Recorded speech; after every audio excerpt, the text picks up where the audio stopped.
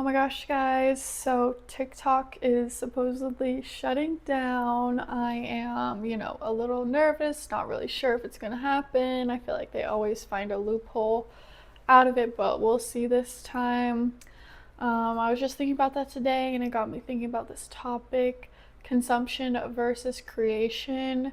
I mean, we really are in such a period of consumption. All we do is consume. We consume media, um, all the time, being overloaded. We consume food, we consume water. Our bodies, our vessels, they need substances in order, like, food and water, not other types of substances, in order to survive. And it just kind of got me thinking about this concept of, my goals for 2025 as well is to really be mindful of what I'm consuming, because I feel like I definitely went through this period right after I graduated, and having that freedom of adulthood and the freedom of, just being able to decide what I consume, how often I consume it. Um, and I did go a little crazy with my caffeine consumption. Um, and also struggling, how do I feed myself, figuring out what is the best things to put in my body. Still always, it's always going to be hard no matter what, but I'm really happy with the progress of finding things that work for my body and that my body likes to consume. I also remember this guy, I don't remember who, if it was in a video or real life, but I heard this thing that really changed my kind of perception on consumption. And he says, like, you can do what you love and do what you love, consume what you love, but just make sure to space it out in between. And I think that's really important. And having, you know, boundaries with your consumption, and if you love something, how often do you actually really need it? You probably don't need it every day. Um, I know vices are definitely hard, and it's definitely something in this reality and this physical world that we are constantly being tested with, and just learning out how to figure out how to deal with vices, how to figure out better ways to cope, and things like that. So, yeah, that's a bit of the consumption side. We're always consuming media, always consuming other people's thoughts, other people's beliefs, always consuming food.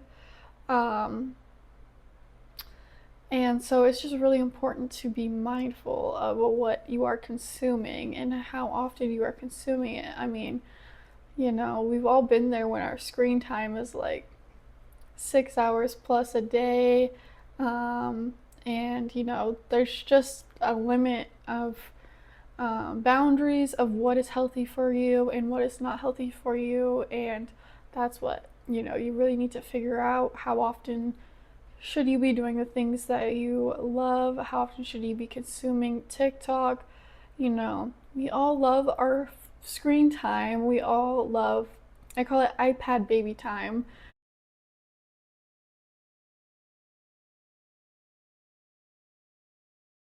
Like when me and my friends are hanging out, or me and my roommates like need some space, I'm just like, okay, I need some iPad baby time.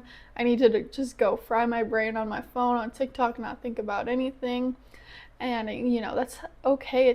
It's normal. It's, phones are an amazing tool, but it's just being mindful of how often do you do it, and for how long. So just wanted to bring some attention to that.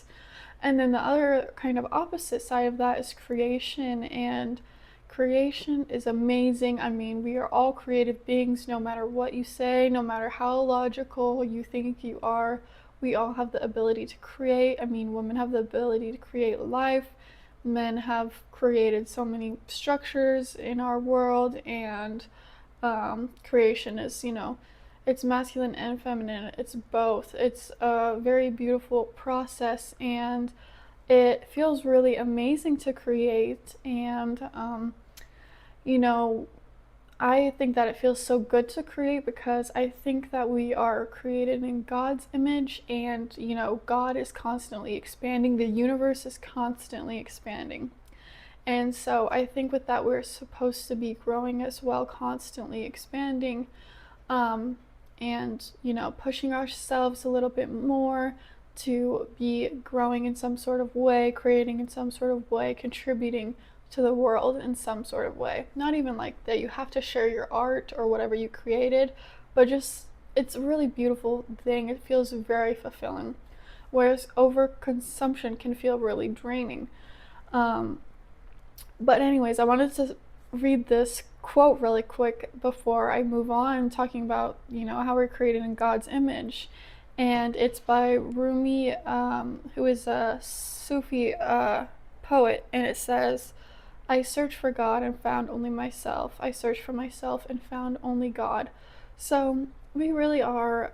God is within us, and we are within God. We are part of the same coin. God created the universe to experience it and to experience the dimensions of time and space.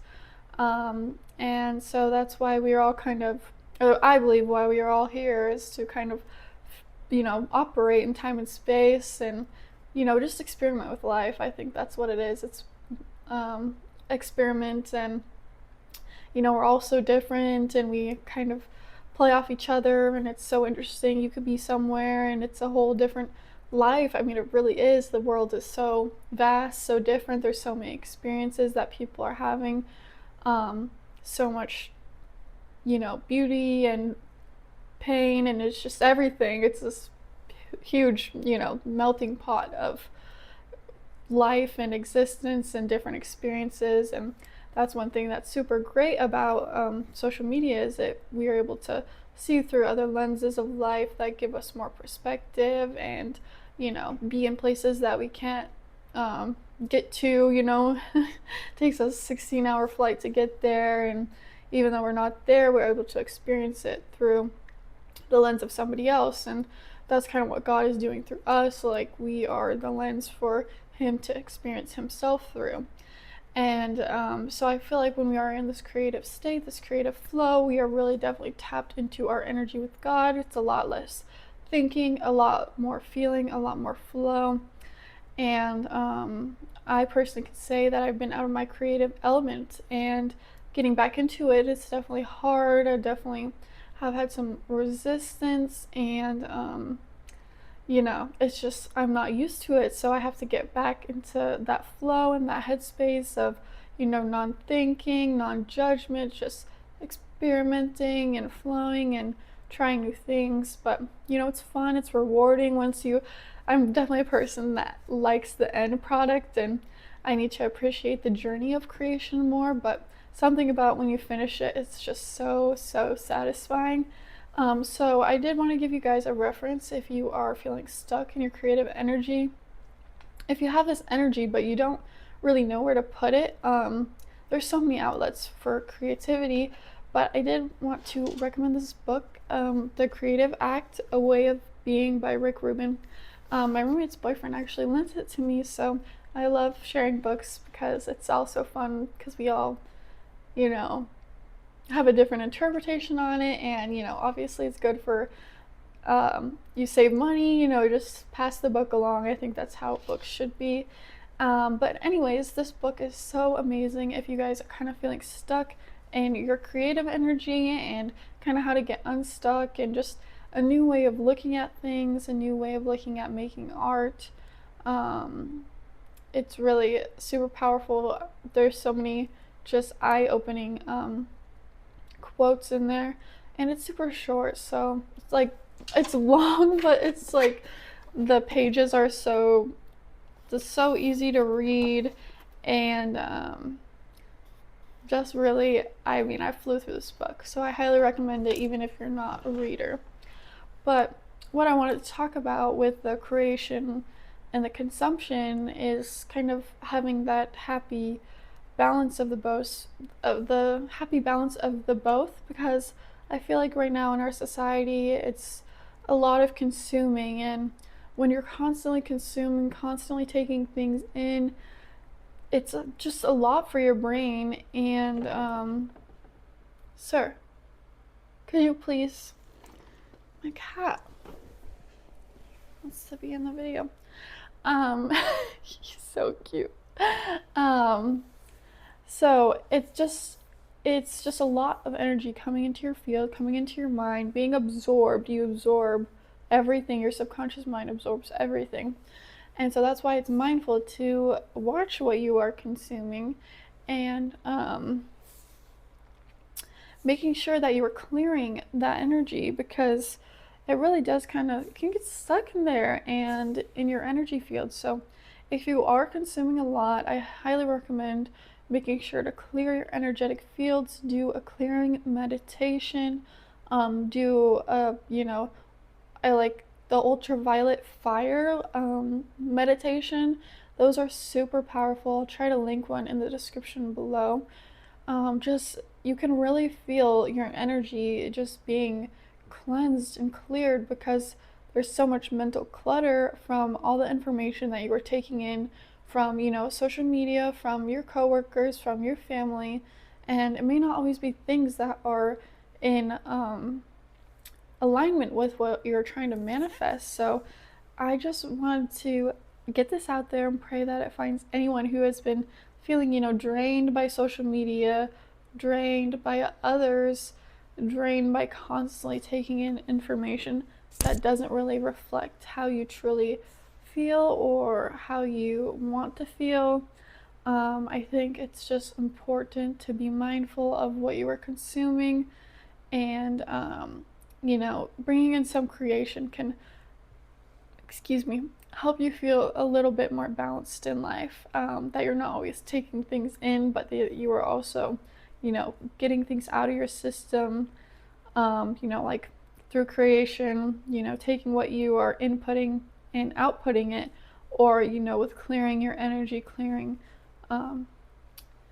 your, the clutter in your mind. It's just like cleaning your house. Like when your house is cluttered, you feel cluttered. It's like the same thing, but in your head. So I'm just going to leave it at that. I hope you guys found this useful, and I hope you're having an amazing Cancer full moon. Say bye, baby.